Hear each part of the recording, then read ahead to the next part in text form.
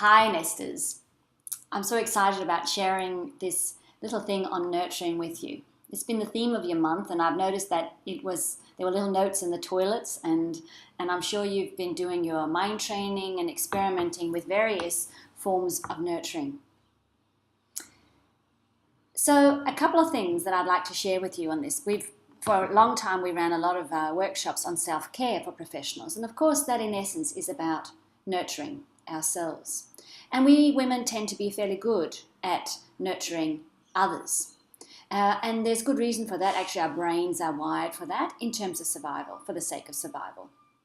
But the challenge is often nurturing ourselves. And I think, we can also include men in this, that's also the challenge there, that we may do things, but that whole thing of really nurturing this little precious thing called the self is at times really challenging.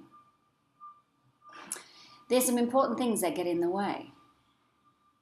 So I suppose the first question is just to explore what gets in the way for really doing the self-nurturing. And if you see yourself as a little plant, little sprout and a little plant, what is it taking for you to grow? And today, what does it take you to really flourish? What's required? What's the equivalent of the watering, the nutrients, the tending to, the sun for you? What will make your heart dance and sing? And I've developed this little acronym, you're probably not surprised, for self-nurturing that I called ICU. So I stands for, that it's integrated into our lives. So one of the things that we sometimes do with self-nurturing is that we think full steam ahead and then I'll have a break. Then I'll go on a holiday and I'll recharge.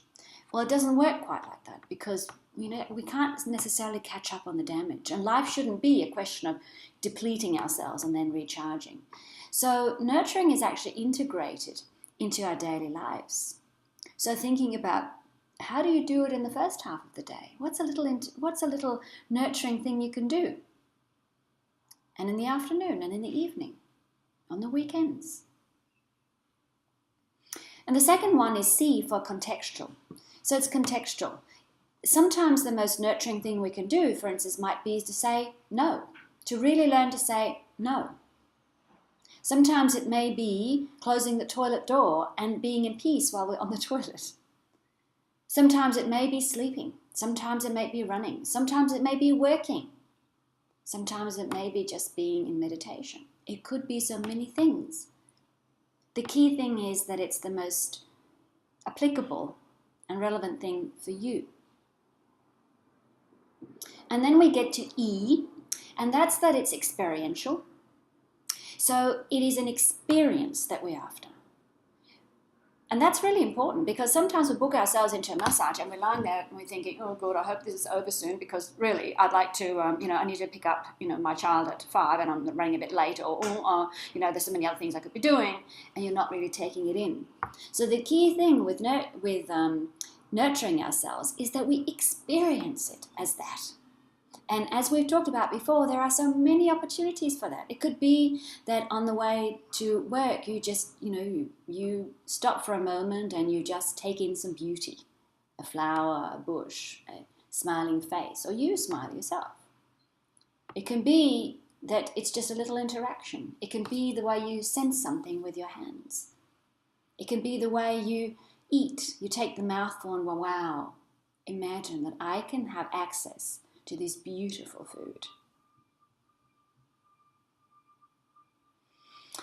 And then the last point is U, and that stands for underpinned by I matter. If we don't have that commitment and that belief that I matter and I'm responsible for managing this precious life, then nurturing doesn't tend to happen. So consider what gets in your way at times for really thinking that managing your life with wisdom and kindness matters. Enjoy the nurturing time, beautiful ones. Thank you.